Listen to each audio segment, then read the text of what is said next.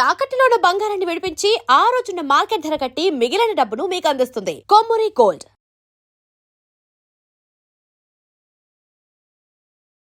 నమస్తే, welcome to our channel. నిన్నటి దాకా ఒక లెక్క, ఈ రోజు నుంచి ఇంకో లెక్క. జూనియర్ ఎన్టీఆర్ అలాగే త్రివిక్రమ్ కాంబినేషన్ లో వస్తున్నటువంటి మైథలాజికల్ పోస్టర్ చూసి టాలీవుడ్ మొత్తం కూడా షేక్ అయిపోయింది. ఆ పోస్టర్ లో ఉన్నటువంటి త్రిశూలం అలాగే డిఎన్ఏ చూసి ఇదొక ఎపిక్ సైన్స్ ఫిక్షన్ అని అందరూ కూడా ఫిక్స్ అయిపోయారు.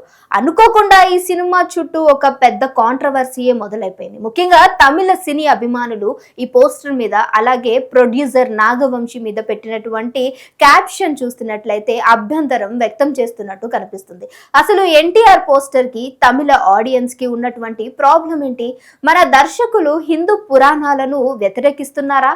అసలు ఈ రచ్చ ఎందుకు మొదలైంది అనేది ఇప్పుడు చూద్దాం. పోస్టర్ రిలీజ్ అయినప్పుడు చిత్ర బృందం ఒక క్యాప్షన్ ని ఇచ్చింది. అదే burn in the north, forge in the heartland, worship in the south. అంటే ఉత్తరాన కైలాసంలో జన్మించి దక్షిణ దినాన పూజలు అందుకున్నటువంటి దేవుడని, ఇది డైరెక్ట్గా శివపార్వతుల కుమారుడైనటువంటి బ్రహ్మస్వామి అని, అంటే కార్తికేయుడు లేదా మురుగన్ అని కూడా అర్థం వస్తుంది. కానీ అక్కడే అసలు కథ మొదలైంది. మురుగన్ దేవుడు తమిళకి సంబంధించినటువంటి సాంస్కృతి సాంప్రదాయాలకి మూల స్తంభం అని, ఆయన పుట్టుక ఉత్తరాదిని ఎలా ముడిపెడుతుంది అని తమిళ నెటిజన్లు ఫేక్ అని చెప్పి ఫైర్ అవుతున్నటువంటి పరిస్థితి కనిపిస్తుంది. అలాగే పురాణాల ప్రకారం మురుగన్ తమిళనాడ జన్మించాడని, ఆయన తమిళ దేవుడి వాళ్ళని గట్టిగా వాదిస్తూ ఉన్నారు. ఈ స్థాయిలో ఒక పాన్ ఇండియా సినిమా తీసినప్పుడు ఇలాంటి చారిత్రక సాంస్కృతిక సాంప్రదాయాలను ఎలా చాలా సెన్సిటివ్ గా డీల్ చేయాలని మేకర్స్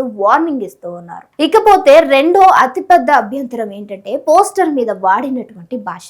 సాక్షాత్తు తమిళ దేవుడైనటువంటి మురుగన్ గురించి సినిమా తీస్తున్నప్పుడు పోస్టర్ మీద తమిళ పద్యం లేదా మంత్రం కాకుండా సంస్కృత శ్లోకం ఎందుకు వాడారు అనేది మరో ప్రశ్న. తమిళనాటికి సంబంధించి మురుగన్ కు సంబంధించినటువంటి ఎన్నో అద్భుతమైన స్తోత్రాలు శ్లోకాలు ఉండగా వాటిని పక్కన పెట్టి సంస్కృతాన్ని వాడటం కొంతమంది తమిళ తంబిలకు ఏ మాత్రం కూడా మింగుడపడటం లేదట. కల్కి సినిమాలో కూడా మహాభారతాన్ని కర్ణుడి క్యారెక్టర్ ని నాగ్ అశ్విన్ వక్రీకరించారని ఇప్పటికే ఒక సెక్షన్ ఆఫ్ ఆడియన్స్ అలాగే సాహితవేత్తలు విమర్శిస్తున్నటువంటి పరిస్థితి వెనక ఇప్పుడు త్రివిక్రమ్ కూడా అదే రూట్ లో అలాంటి కమర్షియల్ గా ఎలివేట్ చేసేటువంటి ఒక హిందూ ఇతిహాసంలో ఉన్నటువంటి ఇష్టం వచ్చినట్టుగా ఇలాంటి పదాలు వాడటం వెనక చాలా వ్యతిరేకత ఉందని తెలుపుతున్నారు. అలాగే ఎన్టీఆర్ అభిమానులు మరి టాలీవుడ్ కి సంబంధించి సినీ లవర్స్ మాత్రం ఈ కాంట్రవర్సీకి గట్టిగానే కౌంటర్ ఇస్తూ ఉన్నారు. సినిమా ఇంకా అనౌన్స్మెంట్ స్టేజ్ లోనే ఉంది. కేవలం ఒక పోస్టర్ ని ఒక క్యాప్షన్ ని చూసి సినిమా మొత్తం ఎలా జడ్జ్ చేస్తారు అని వాళ్ళు వాదిస్తున్నారు.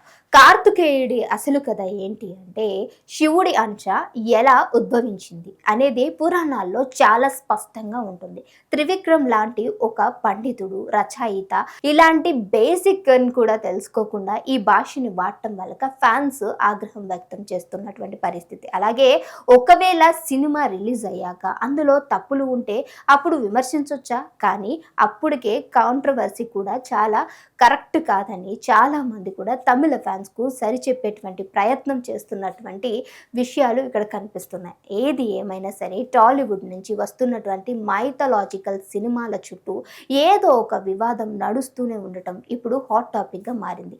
మరి ఎన్టీఆర్ త్రివిక్రమ్ సినిమాలపై తమిళ ఆడియన్స్ చేస్తున్నటువంటి కామెంట్స్ పై మీ అభిప్రాయం ఏంటి? మురుగన్ పుట్టుక గురించి దర్శకుడు త్రివిక్రమ్ నిజంగానే తప్పుగా రాసారా, లేదు అంటే ఈ వీడియోలో ఉన్నటువంటిదే నిజంగా కరెక్ట్ అయ్యే అవకాశం ఉందా? ఈ వీడియో నచ్చితే లైక్ చేయండి. ఇలాంటి అతిరిపోయే కంటెంట్ కోసం మా ఛానల్ని సబ్స్క్రైబ్ చేసుకోండి. ఇంకో ఇంట్రెస్టింగ్ టాపిక్తో మీ అందరి ముందుకు